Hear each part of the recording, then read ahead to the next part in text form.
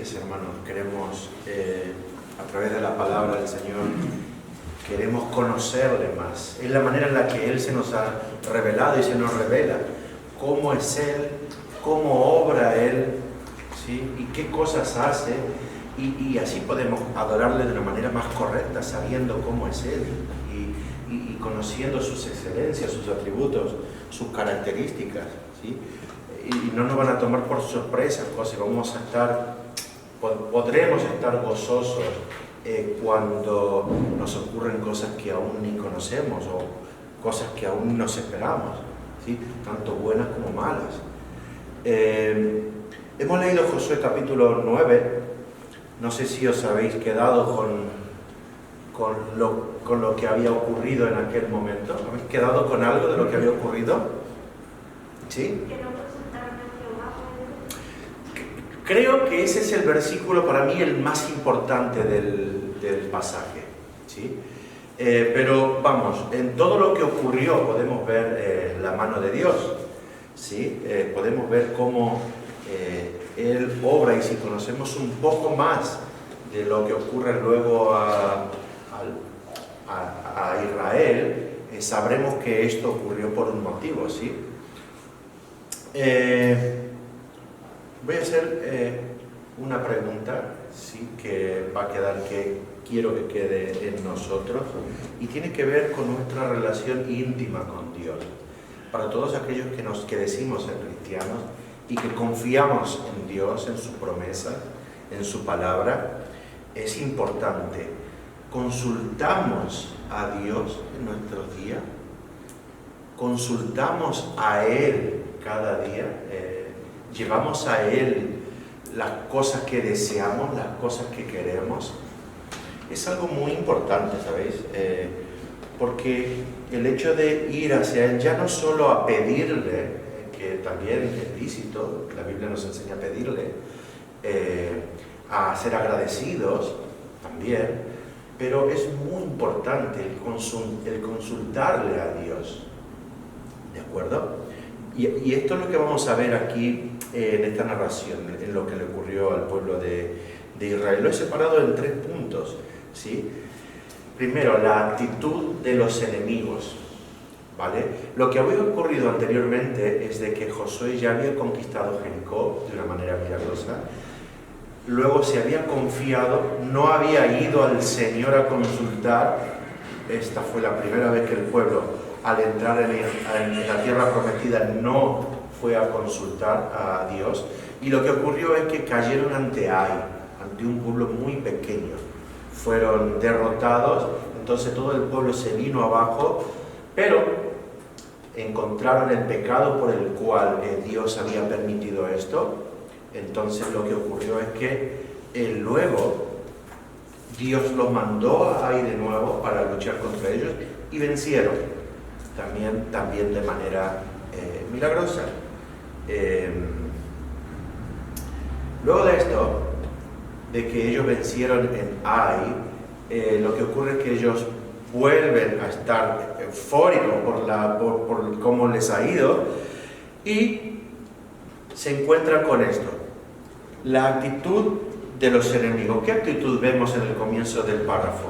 Vemos que había algunos reyes que se habían unido, ¿sí? Porque ya habían escuchado lo que Dios había hecho con Israel en las otras batallas, ¿sí? Contra Jericó y contra Ai.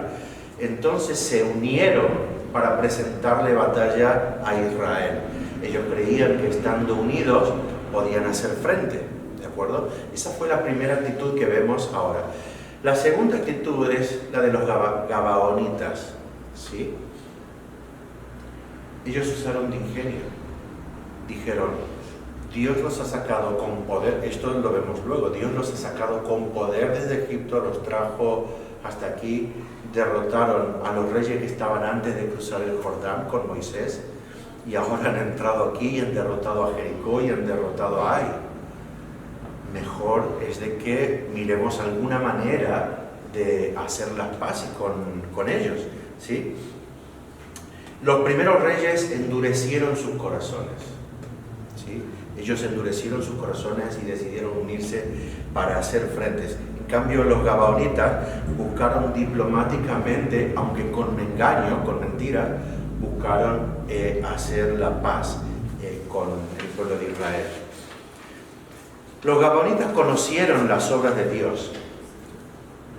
Estaban informados de lo que Dios había hecho con el pueblo de Israel y reaccionaron a estos hechos por temor de sus vidas. Esto es lo que le dijeron ellos al pueblo de Israel: es que hemos temido por nuestra vida y hemos buscado el hacer la paz. Lo que pasa es que el pueblo de Israel tenía prohibido hacer paz con los enemigos que vivían en la tierra prometida. Dios les había dicho a los israelitas de que cuando entrasen a conquistar la tierra prometida no tenía que quedar nadie. Si puedes ir conmigo a Deuteronomio capítulo 20, lo podrás ver. Deuteronomio capítulo 20.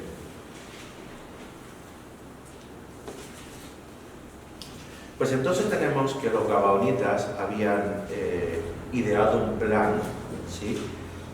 Con engaño, pero ellos habían ideado un plan. Ellos prepararon todo para dar las pruebas creíbles. Habían preparado el pan ya duro, mohoso. Habían preparado la ropa ya vieja, rota, ¿sí? Se habían puesto unos calzados rotos. Habían llenado los odres de vino, pero los odres rotos, ¿sí? Para demostrar como pruebas que ellos venían desde lejos. Ese era el engaño, que ellos venían desde lejos, porque ellos conocían de que el pueblo de Israel no podía hacer la paz con los que vivían allí en esta tierra. Leamos Deuteronomio 20 desde el versículo 10.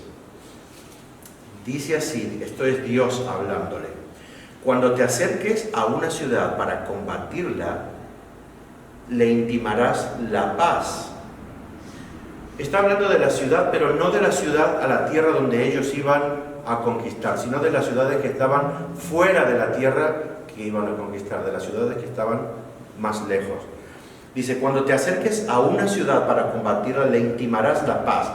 Y si respondiere paz y te abriere, todo el pueblo que en ella fuere hallado te será tributario y te servirá. Mas si no hiciere paz contigo y emprendiere guerra contigo, entonces la sitiarás. Luego que Jehová tu Dios la entregue en tu mano, herirás a todo varón suyo a filo de espada. Solamente las mujeres y los niños y los animales y todo lo que haya en la ciudad, todo su botín tomarás para ti, y comerás del botín de tus enemigos, los cuales Jehová tu Dios te entregó.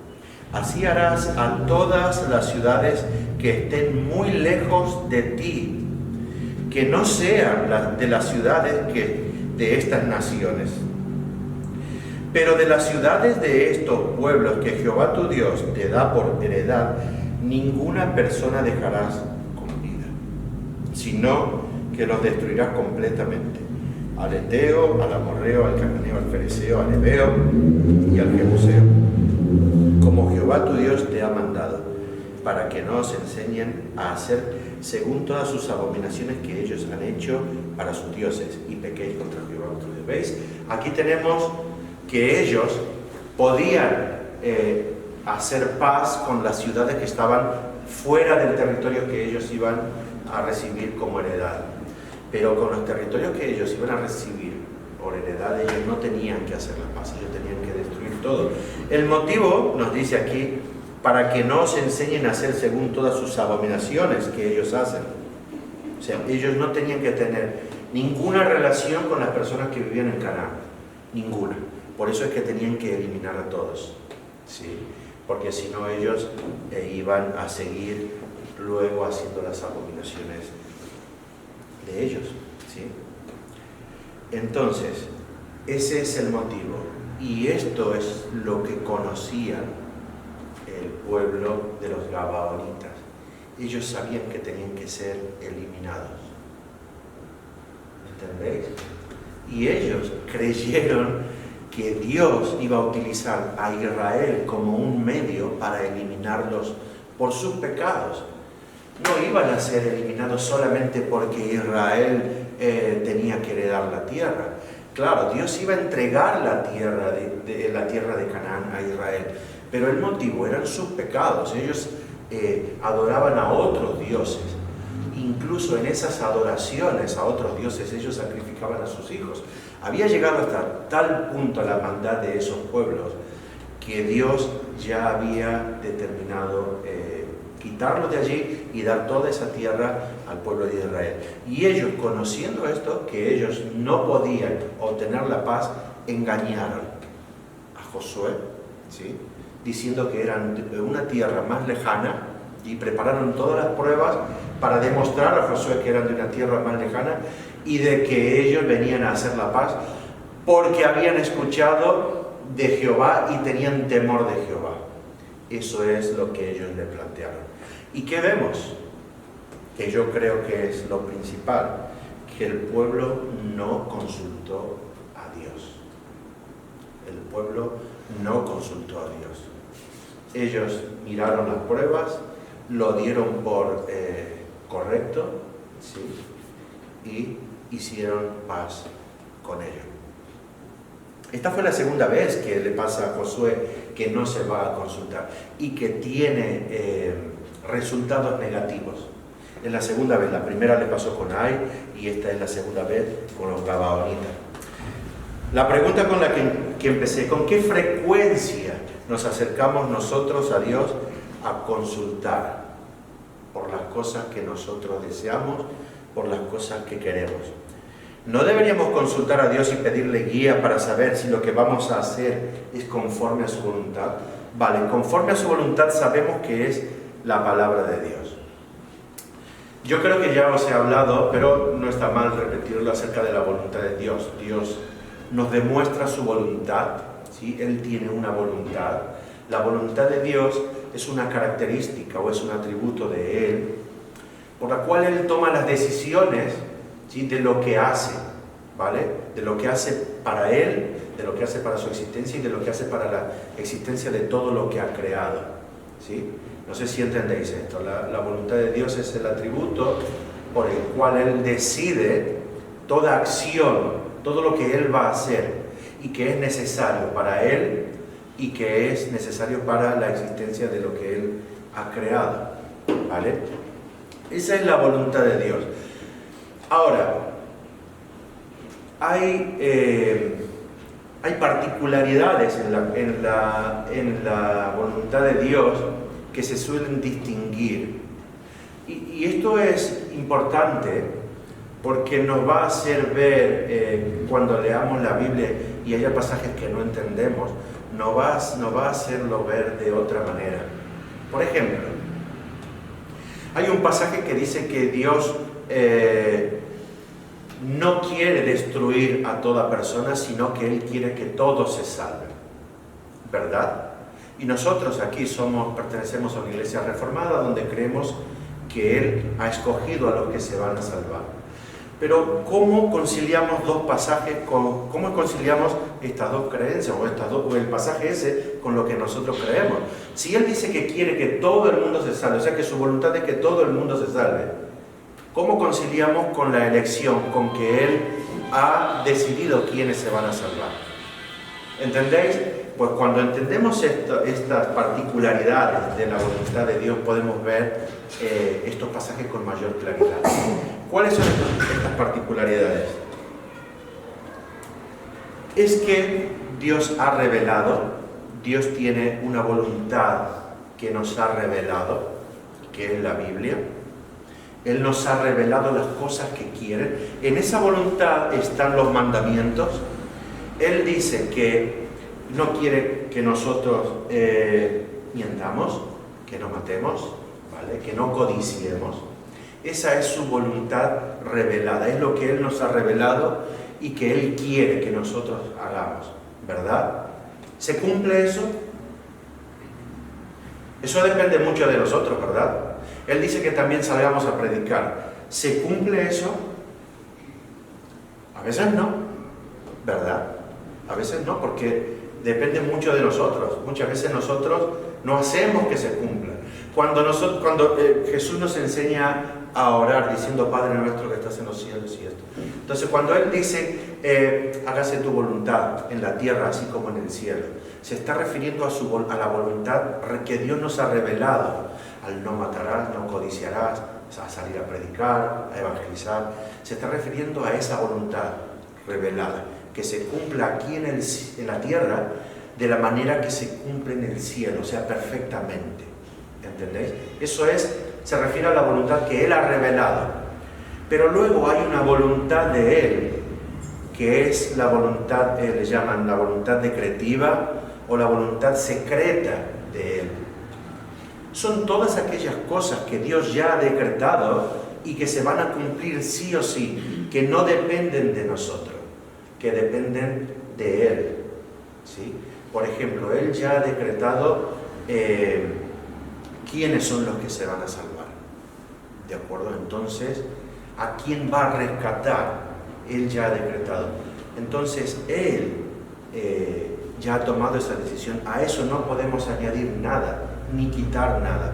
Podemos orar, que es a lo que nos manda Él, pero no podemos hacer nada más.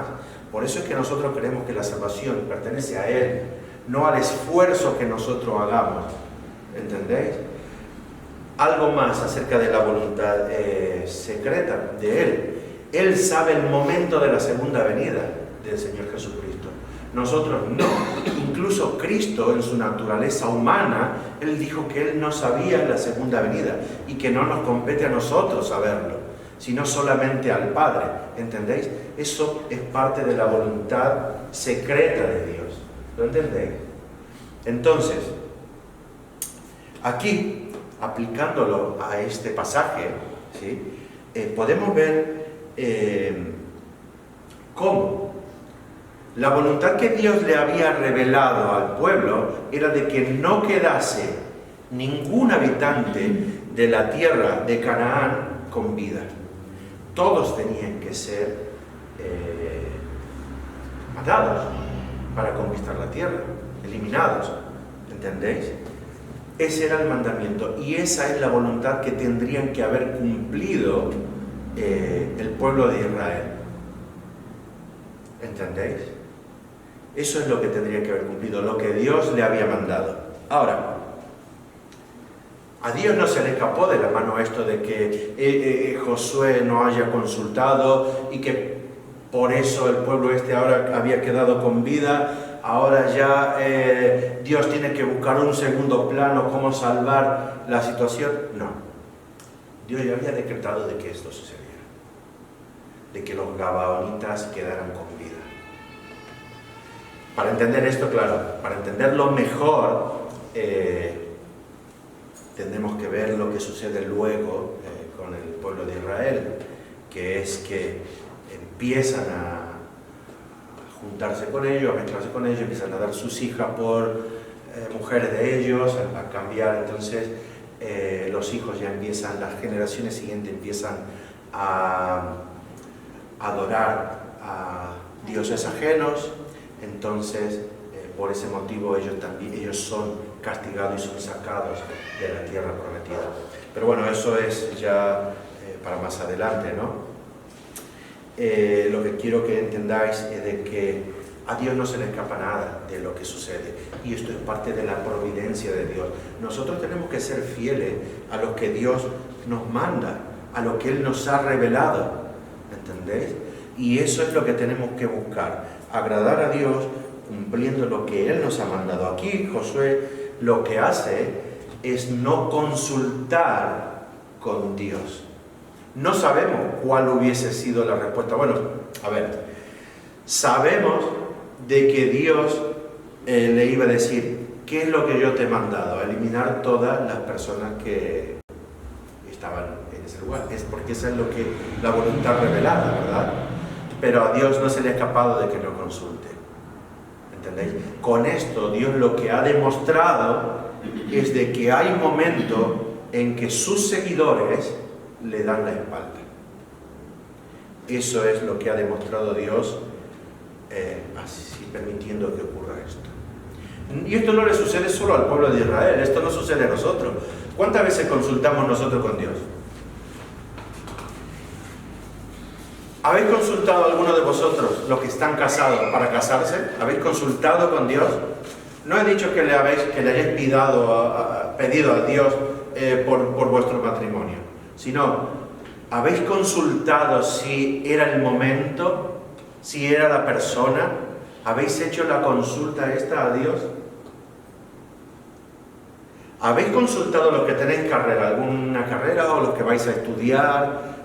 ¿Habéis consultado a Dios si es la carrera que tenéis que estudiar, por más que os guste lo que vais a estudiar?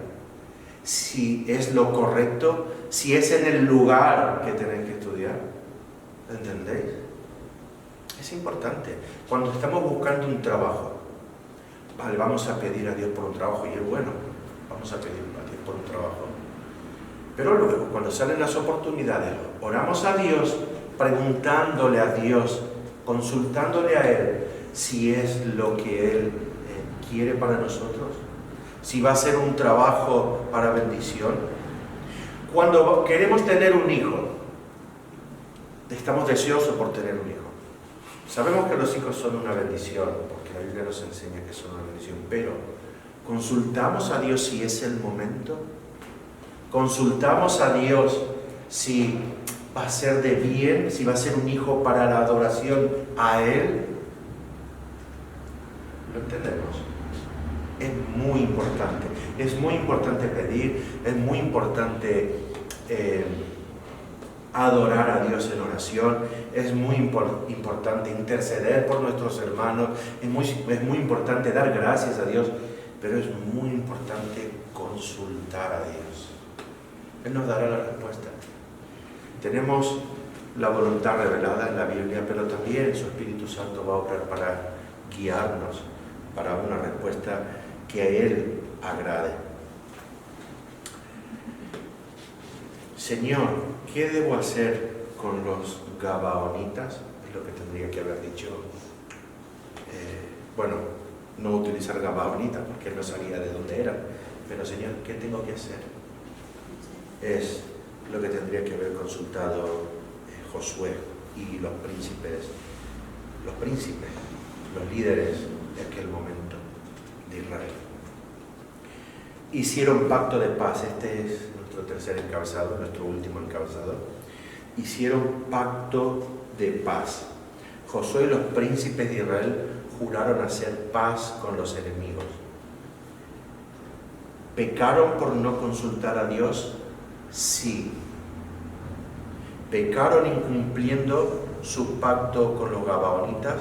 Ellos no incumplieron, ellos juraron, y cuando se dieron cuenta del error que habían cometido, ellos no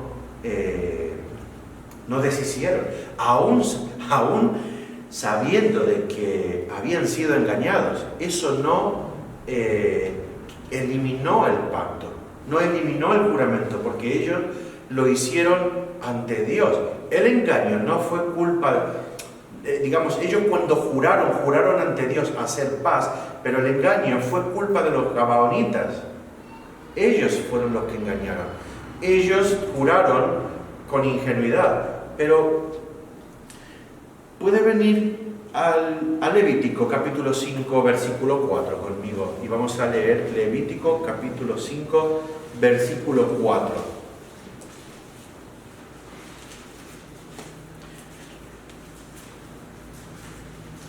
Dice así, Levítico capítulo 5 versículo 4. O si alguno jurare a la ligera con sus labios hacer mal o hacer bien, en cualquiera cosa que el hombre profiere con juramento, y él no lo entendiere, si después lo entiende, será culpable por cualquiera de estas cosas.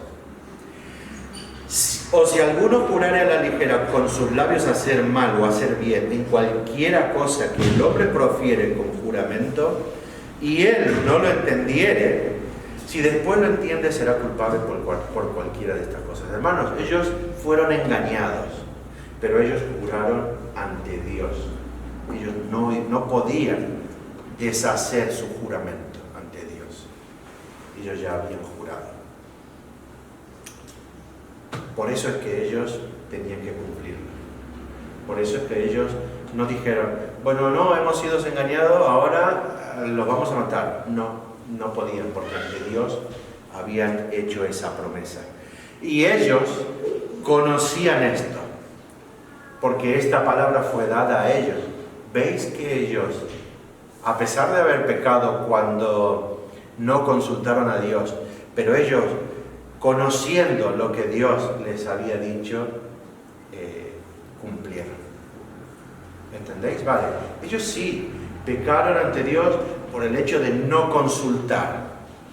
Ellos creyeron a los que fueron y le dijeron, no, venimos desde muy lejos, no te preocupes, no somos moradores de esta tierra, venimos desde muy lejos y por eso queremos hacer las paz. Mira, tenemos las pruebas de que venimos muy lejos. Entonces, el error fue de ellos, ¿sí? De creer y de no consultar a Dios. Pero ellos, cuando vieron que les habían engañado, ellos siguieron cumpliendo lo que Dios les había mandado, ¿sí? De no romper el juramento. ¿Sabe qué? Después de unos años, muchos años, hubo alguien que incumplió ese juramento. No hace falta que vengas conmigo, está en 2 de Samuel. Hubo hambre en los días de David por 3 años consecutivos. En Israel, en la tierra donde ellos ya moraban, en la época de David, hubo 3 años de sequía. Dios estaba castigando al pueblo. ¿Sabes por qué estaba castigando Dios al pueblo? Mira, es por causa de Saúl y por aquella casa de sangre, por cuanto mató a los gabaonitas. ¿Veis? Saúl había tenido celos de los gabaonitas a causa de su pueblo, entonces fue a donde ellos vivían y mató a muchos de los gabaonitas. Y le cayó el castigo por el juramento que habían hecho sus antepasados. Y los castigó con 3 años de sequía a todo el pueblo. 3 años de sequía. Luego David tuvo que hacer algo para arreglar esta situación con ellos. Pero veis, un juramento ante Dios. Ellos conocían cuál era la palabra de Dios. El pueblo de Israel sabía. Por ese motivo es que ellos no deshicieron su juramento. Ellos cumplieron lo que habían jurado, ¿sí? Porque conocían cuál era la voluntad de Dios, que era lo que Dios les había mandado con respecto a ese juramento. Hermanos, tenemos las actitudes que pueden tener las personas contra Dios, los enemigos de Dios.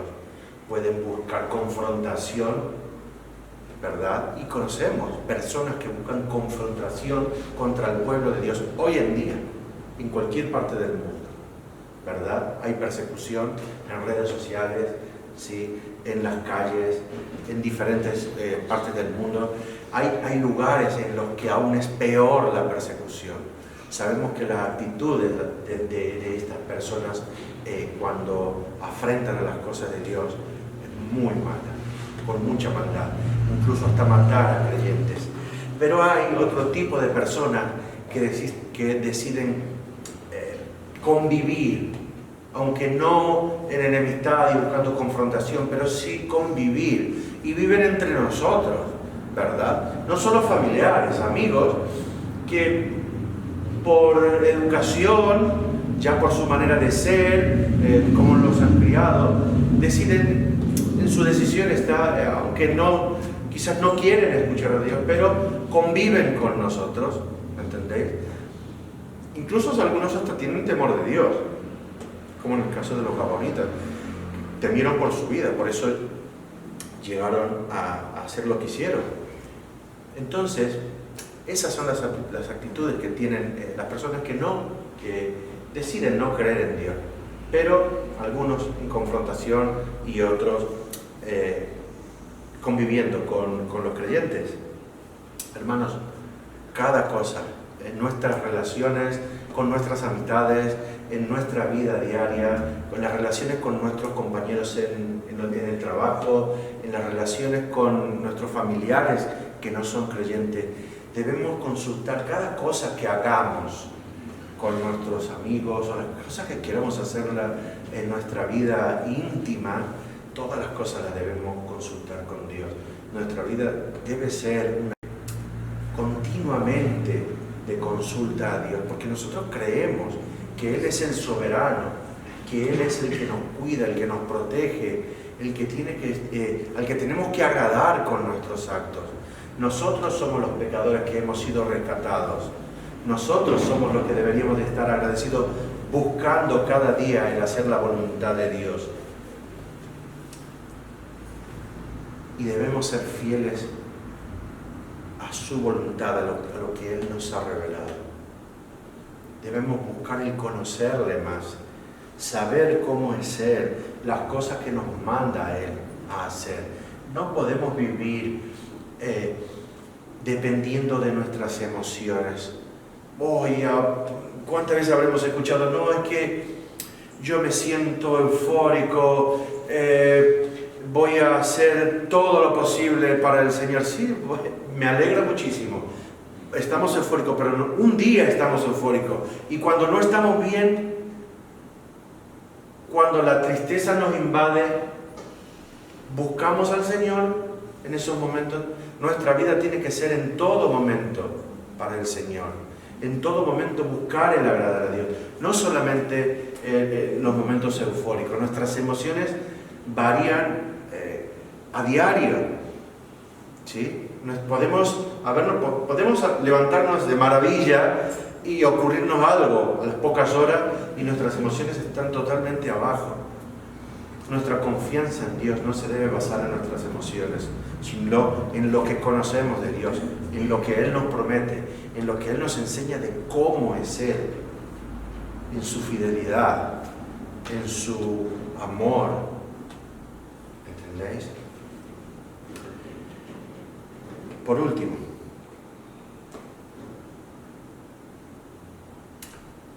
hubo alguien que cumplió todo esto por nosotros. Eso no quiere decir que nosotros no vayamos a esforzarnos para agradar a Dios, pero Cristo es aquel que cumplió perfectamente la voluntad de Dios.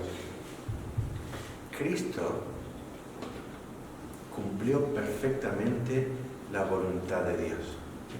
Pues Él consultaba cada movimiento. Él nos enseña en su palabra de que Él no vino a hacer las cosas que Él quería hacer, sino que vino a hacer las cosas que el Padre mandó a hacer. Él es el que cumplió cada punto de la palabra de Dios, cada cosa que Dios le había mandado a hacer, incluso hasta la muerte, que formaba parte de la voluntad secreta de Dios, ¿verdad? Por eso es que el pueblo de Israel no entendía cómo el Mesías tenía que morir en una cruz, porque Dios no había sido claro en la revelación. Sí había revelado en Isaías, se nos enseña. Lo que pasa es que ellos con su entendimiento estaban cegados, ¿sí? Pero nosotros lo entendemos mejor ahora porque vemos el Antiguo Testamento y tenemos el Nuevo Testamento, pero es que ellos no entendían que un libertador tenía que morir, y menos una cruz, como maldito. ¿Entendéis?